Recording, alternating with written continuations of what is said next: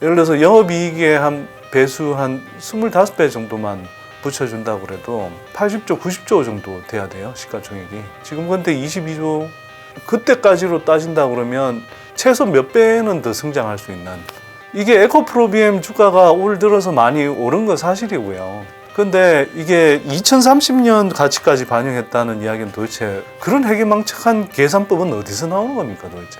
2년 후 실적까지 당겨와서 거기에 72배의 밸류에이션을 부여하면서 사라고 부추겼던 증권사들이 그 사이에 무슨 상황이 변한 건지, 제가 생각하기에는 에코프로비엠 다 팔아먹어서 그런 것 같기도 한데.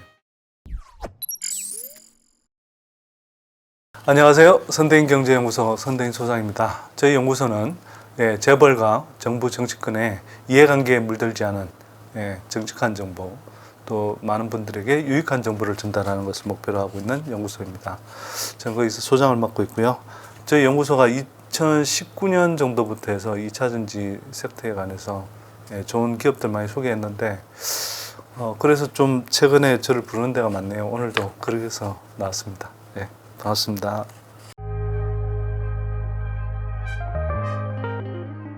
정권가는 좀 이상합니다, 제가 보기에. 아니, 그분들이 2021년 이미 한 11월쯤에 그때 이미 에코프로비엠에 대해서 현재 주가를 환산했을 때 이미 한 18만 원 정도까지 목표 주가를 불렀는데, 그때가 지금보다 올해 추정 영업이익보다 뭐 6분의 1 수준의 영업이익밖에 기록 안 했을 때도 그분들이 그 정도 목표 주가를 불렀거든요. 그 당시에 하여튼 그분들은 에코프로비엠의 2년 후 실적 추정까지 당겨와서 거기에 72배를 목표 주가로 제시했었거든요, 심지어.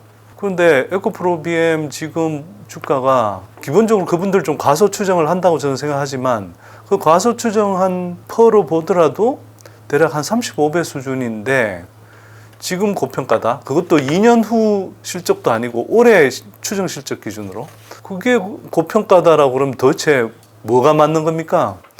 2년 전에는, 1년 반 전에는 2년 후 실적까지 당겨와서 거기에 72배의 밸류에이션을 부여하면서 사라고 부추겼던 증권사들이 그 사이에 무슨 상황이 변한 건지, 제가 생각하기에는 에코프로비엠 다 팔아먹어서 그런 것 같기도 한데, 지금 와서는 올해 추정 영업이익의 30 몇 배밖에 안 되는 수준에서 계속 고평가다, 팔아라, 줄여라. 도대체 이게 증권사들이 좀 앞뒤가 맞아야죠.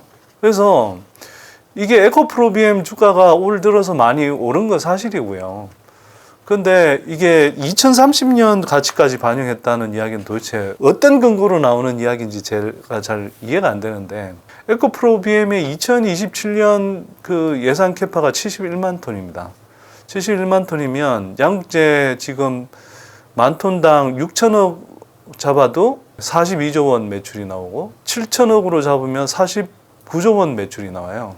거기에 영업이익률 예를 들어서 한 8% 정도를 붙여준다고 하면 3조 2천억이거든요. 소재 기업이기 때문에, 그리고 여전히 그 이후에도 성장성이 굉장히 뚜렷한 기업이기 때문에 3조 2천억에 퍼를 한, 예를 들어서 영업이익의 한 배수 한 25배 정도만 붙여준다고 그래도 80조, 90조 정도 돼야 돼요, 시가총액이. 지금 근데 22조, 23, 4조 이 정도잖아요. 그때까지로 따진다 그러면 최소 몇 배는 더 성장할 수 있는 그런 기업을 가지고 2027년도 아니고 2030년 가치까지 다 반영했다? 도대체 그런 해괴망측한 계산법은 어디서 나오는 겁니까 도대체? 저는 말도 안 된다고 생각합니다.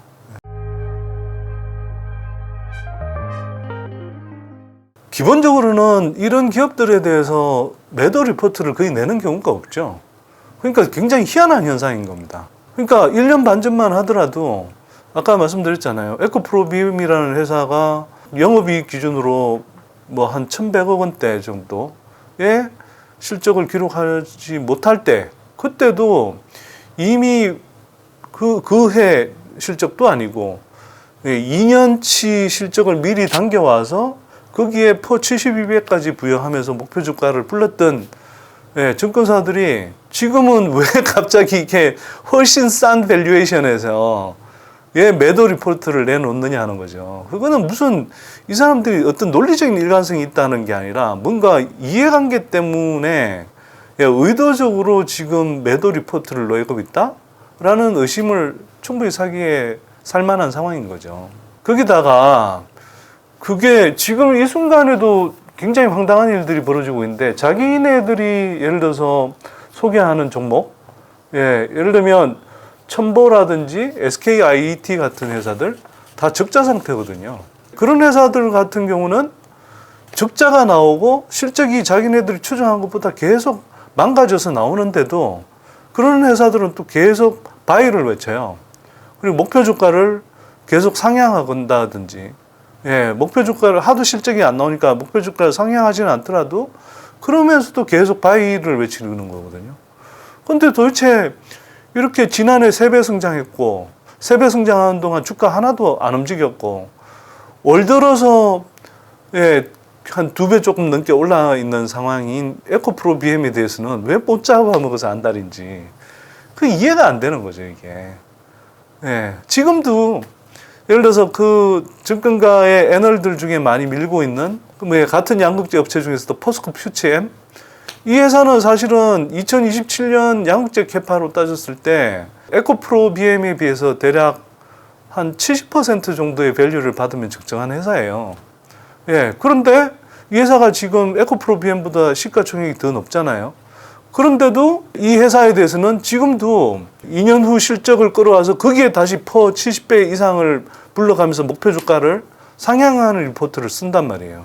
그러면서 바이를 외쳐요. 근데 왜 유독 에코프로 BM에 대해서만 이렇게 못 잡아먹어서 안달이고 이게 고평가되어 있다라고 이야기하는 리포트가 나오는 것인지. 그래서 이게 에코프로 BM은 지금 비싸다 싸다 이걸 떠나서 도대체 이 사람들이 왜 이러고 있는 건가?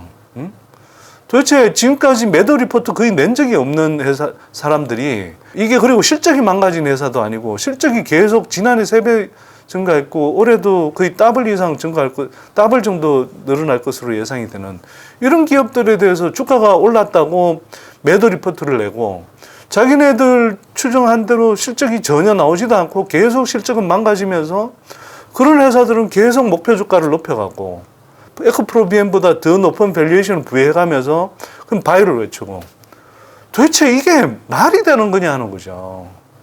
너무 엉터리예요. 너무 엉터리.